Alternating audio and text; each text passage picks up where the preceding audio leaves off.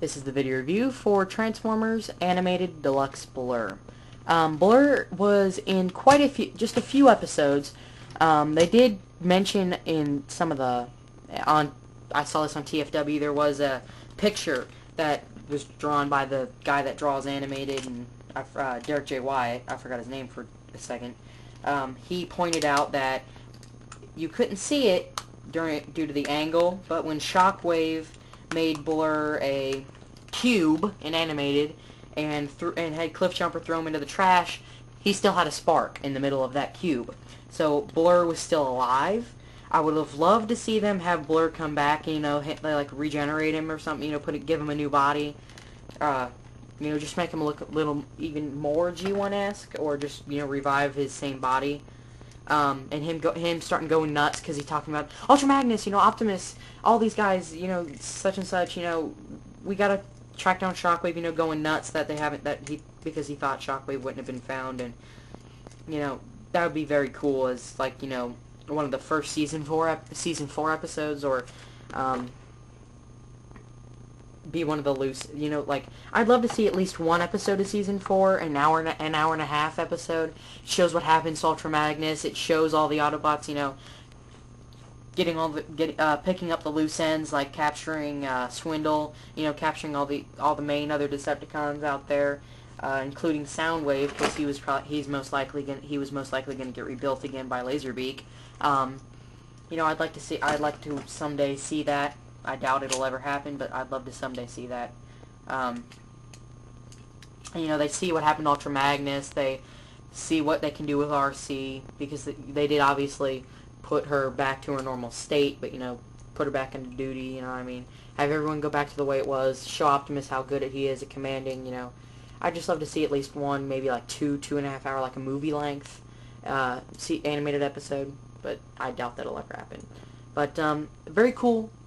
Blurr is pretty cool. He was, first seen in episode, I believe, 23 in Season 2 called Velocity, where Bumblebee was going in an underground racing circuit and was reusing his boosters, and he was getting in even more trouble, and right when Blitzwing was about to destroy him, all of a sudden you see the blue car, which throughout the episode had been used as Master Disaster's car, and then was used under a remote with an Allspark fragment in it, so it could take control of Blurr on Earth for a while. And then you just see him Bumblebee called him the Blue Racer, but he saved him in the end of the episode by, getting Blitzwing off, and then he drove off, really fast, and you never saw him until the beginning of the season finale, and he did end up showing his face and, transforming, but we know him as Blurr, and then he goes back, then in the episode 2 of that, he gets stuck in a ball of a gluish thing that the cement that Mixmaster produced. He got Blurr and Skywarp and Thundercracker, and they went to a space bridge without coordinates, and they were on some meteor planet, and Blurr, Thundercracker, and Skywarp escaped, which Skywarp only stayed on the planet as far as we know, and Thundercracker chased after Blurr, and then Blurr kicked him in the face and took off and started going around Saturn, and that was the last we saw of Thundercracker. And when Shockwave put Blurr into the cube, when he was about to break his reveal his cover,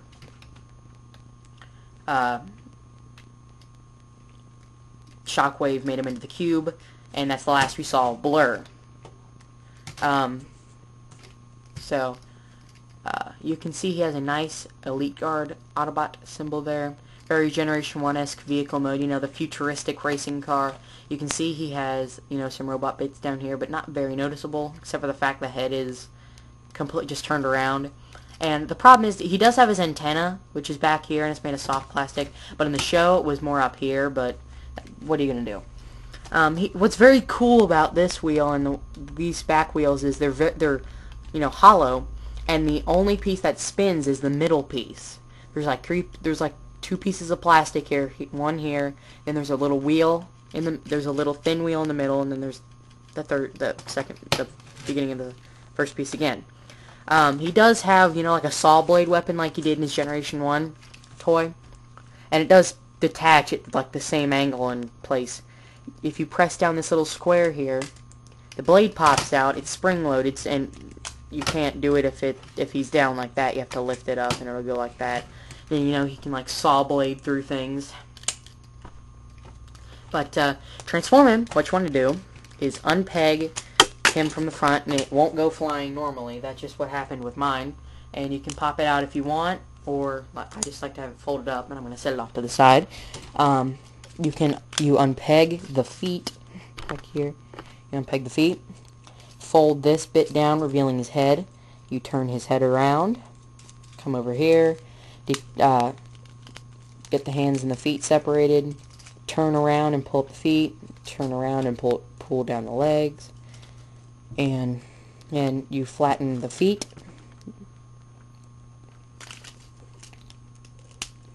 and then you just fix the arms however you want. Do the same thing on this one. It's very cool about this figure because where you think the arms would be, where the like when you begin the transformation, the arms are down by the legs, and the legs are up near the arm area. But when you have him fully transformed, he becomes a quite tall deluxe figure, the second tallest, only second to Lockdown, and Lockdown is only second to Leader Megatron and Shockwave. So he's a very, very tall deluxe figure.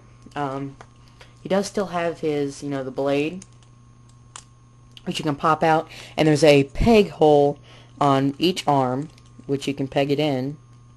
Doesn't matter which arm. Or you can unpeg it. Like I don't like necessarily because it's not a show accurate weapon. I like to do the other special way you can have it. Fold it up, and you come back here.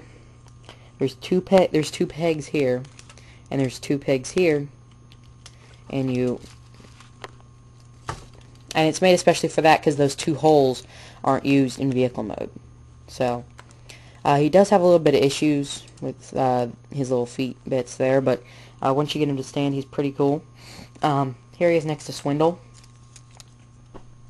Like I said, Swindle is a very bulky, small deluxe, about little more than half the size of Blurr. And I also have another shorter figure, and it's a Voyager, the Happy Mixmaster, the Happy Yoda green Generation 1 colored Mixmaster, which is also shorter, but not by much. So let me set him back over here. Very cool. Basic articulation. Arms can go 360. They can rotate 360 because they're on a ball joint here. They can rotate up here too. Head rotates 360 because it's on a ball joint, and due to the transformation, it can go up and down. It has a little joint that can move back and forth up here. The legs can go forward and back, side to side here too. Bend at the knee, and the foot can rotate 360. The waist can rotate 360. Pretty decent upgrade, pretty much, of Generation 1. Given a new design and a little bit of an upgrade of his Generation 1 self. He does have, like I said earlier in the review, the Elite Guard Autobot symbol there. Yeah. And there you have him. Transformers Animated Deluxe Class Blurr.